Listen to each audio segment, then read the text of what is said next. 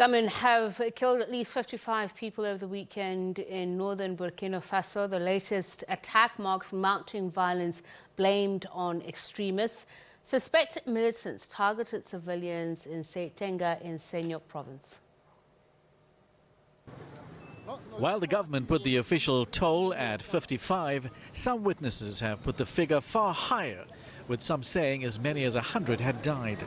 Attacks linked to Al-Qaeda and the Islamic State groups are soaring in Burkina Faso, particularly in the north. The militants killed at least 160 people in an attack in Solhan town last July. In January, mutinous soldiers ousted the democratically elected president, promising to secure the nation. But violence has only increased. The government has asked people to remain united in the fight against the insurgents. While no group has claimed responsibility for the latest attack, conflict analysts say it is probably carried out by the Al-Qaeda militants. Nearly 5,000 people have died over the last 2 years in Burkina Faso because of violence blamed on extremists. Another 2 million people have fled their homes, deepening the country's humanitarian crisis. Fahiraman Rodrigue Kone is a senior Sahel researcher with the Institute for Security Studies. He speaks to us now from Bamako in Mali. A very good evening to you, and thank you so much for taking the time to speak to us. From the information that you have, how many people have died?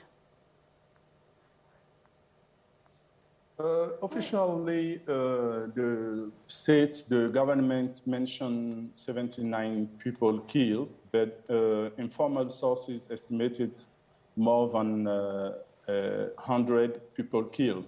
But the government rejected this estimation, noting that they were not based on any real evidence. But certainly, the figure will change because of the slowdown of the research. We know that yesterday the government claimed that there was 50 dead people, and now today 79. And it is very difficult for the soldier to operate in the area because of also the buried bombs. So certainly the figure will change.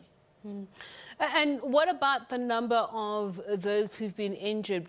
Because if there are serious injury, no doubt that will increase the number of those who could potentially be on the death toll.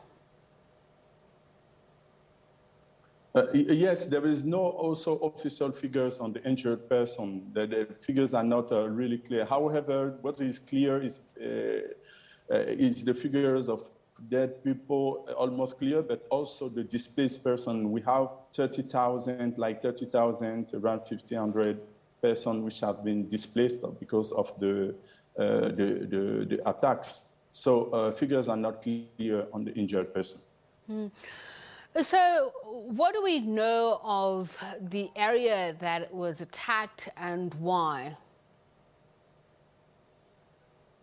But no claim have been yet made. There are several armed groups operating in the area, including two of the well-known jihadist group, the Jinin, a local branch of Al-Qaeda, and also the Islamic State in Great Sahara, which is a local branch also of Islamic State. But at the moment, some assumptions are pointing fingers on Islamic State. The group is being suspected.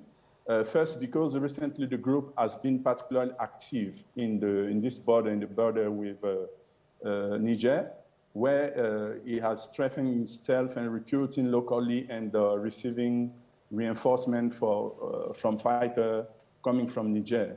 And second,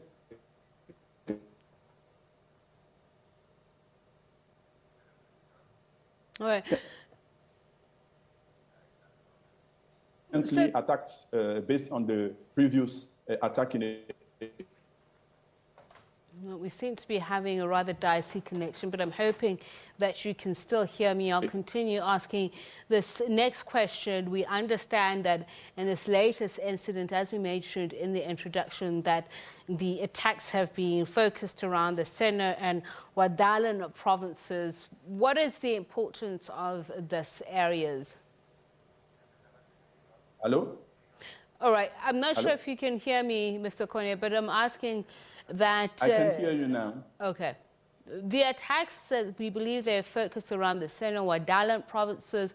What can you tell us around these areas and why fighting or the attacks are concentrated on it? How does it differ from the other areas that have been attacked over the past couple of 2 years? Because we believe that taken into account all of the jihadist or Islamic attacks on communities, the death toll could be as high as 5,000 over the last 2 years.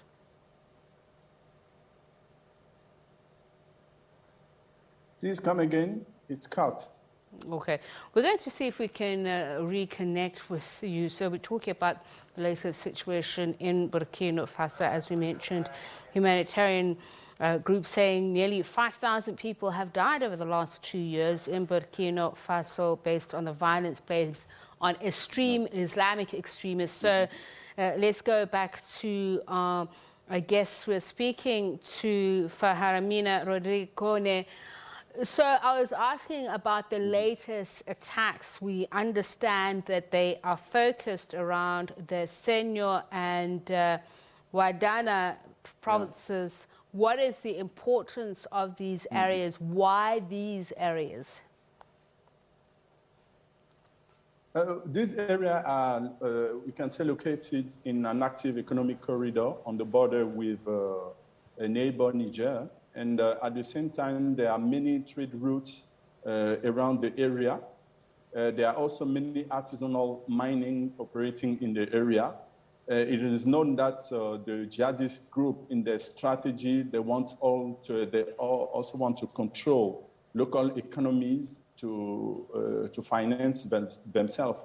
But the last attack was carried out following an attack which occurred 3 days later on the security forces.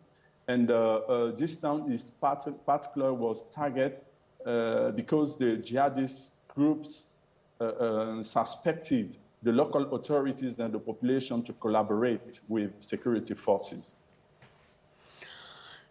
Now, what is interesting is we saw a mutiny by soldiers who are angry with democratically elected government, then saying that it was failing to deal with these Islamic attacks. But since that mutiny, these attacks continue unabated, and the generals in charge are asking the people of Burkina Faso to be united in fighting these insurgents. Is that not an irony?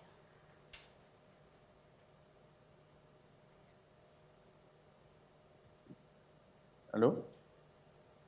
Yeah. Yes, the soldiers give this a reason to fight. They said that the civilian government was not able to fight the jihadist insecurity. But it is now really difficult to see an evolution. The security situation is still worse, and it seems that they don't have the good solution to fight also this insecurity. And now the country, the security situation, but also the humanitarian situation is getting worse. We are almost 2 million displaced people, and attacks occur on daily basis. And it shows clearly that the incapacity also of the military and the power to fight against these insurgency groups. Well, thank you so much for your time, and we do apologize to our viewers for the poor connection there. That is Fahiraman Rodrigue Kone, who is a senior researcher in the Sahel region at the Institute for